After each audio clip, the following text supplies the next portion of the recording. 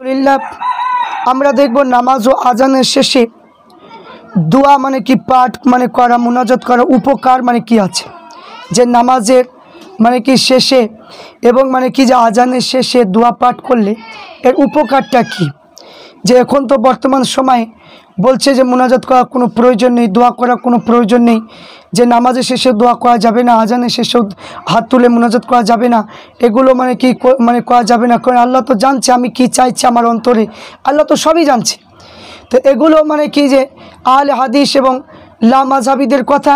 মানে এই সমস্ত মানে লা মাযহাবী এবং আহলে হাদিস জাহানামী দলেদের বক্তব্য মানে কি শোনা আমাদের মানে বিরত রাখাটা মানে কি উচিত বলে মনে করি তা আমরা দেখব যে নামাজ এবং মানে নামাজ এবং আজানের শেষে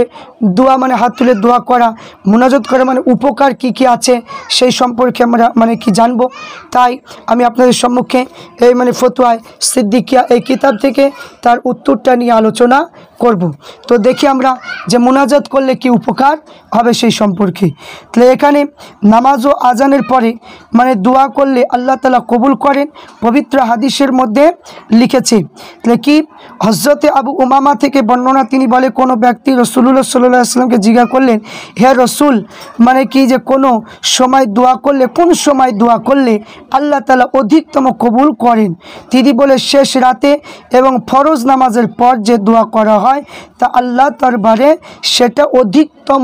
মানে কি গ্রহণ করেন তাহলে কি মুজাহির হক মানে লিখেছেন তবে হযরতে আনাস থেকে বর্ণনা আল্লাহ রাসূল সাল্লাল্লাহু আলাইহি ওয়াসাল্লামকে বলেছেন যে আজান এবং ইকামতের মধ্যবর্তী সময়কার যে দোয়া আল্লাহ তাআলা ফিরিয়ে দেন না তারপরে কি সোহাল বিন সাদ থেকে বর্ণনা করেছেন যে কি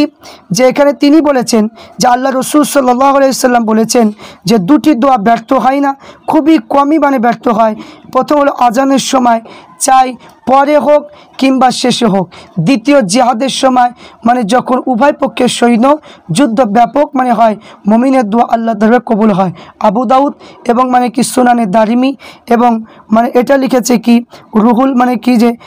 কি আবু দাউদ শরীফের মধ্যে আছে এবং তিরমিজি শরীফের মধ্যে এই হাদিসগুলো রয়েছে তারপরে হাদিসের মধ্যে বলছে আব্দুল্লাহ ইবনে উমার থেকে বর্ণনা যে এক ব্যক্তি বললেন যে রাসূল পাক সাল্লাল্লাহু আলাইহি ওয়াসাল্লামকে মুয়াজ্জিনগণ আমার অপেক্ষা অধিক সম্মানের অধিকারী আল্লাহ রাসূল বললেন তুমিও মুয়াজ্জিনের অনুরূপ শব্দ উচ্চারণ করো তা আজানের শেষ হলে যা খুশি খোদার কাছে প্রার্থনা করো তোমাকে আল্লাহ তাআলা কল্যাণ দান করবে আবু দাউদ শরীফ তারপরে জফর জলিলের কিতাবে দোয়া কবুলের অধ্যায় লিখেছেন যে কি প্রত্যেক ফরজ নামাজের পর দোয়া মঞ্জুর করা হয় নাসাই এবং তিরমিজি শরীফের মধ্যে আছে এবং নামাজের পরে দোয়া কবুলের উপযুক্ত সময় এই সময় দোয়া কবুল হবার মানে আশা করা যায় তাই ফরজ নামাজের শেষে সালাম ফেরাবার পর দোয়া উপযুক্ত সময় যদি কেউ সুন্নত নামাজের পরে দোয়া মাসুরা পাঠের পর বা দোয়া করে তবে আল্লাহ দ্বারা কবুল হতে পারে আস-সাআতুল লাম্মাত কিতাবের মধ্যে লিখেছে ফরজ নামাজের পর দোয়া কবুল হওয়ার উপযুক্ত সময় সুন্নাত নামাজের পরেও দোয়া করে আল্লাহ দ্বারা কবুল মানে কি হতে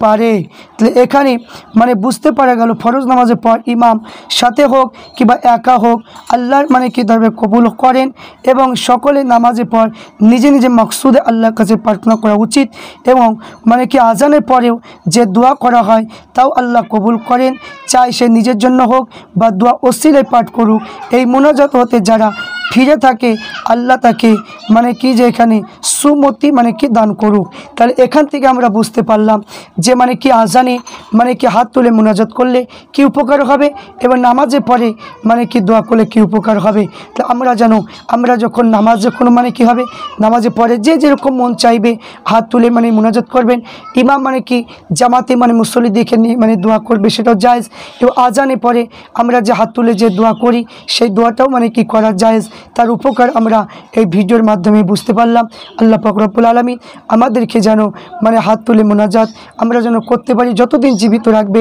ফুরফুরা শরীফের মানে মুজাদ্দিদুজ্জামানের নীতি অনুযায়ী আমরা যেন এই আমলটা যেন করতে পারি।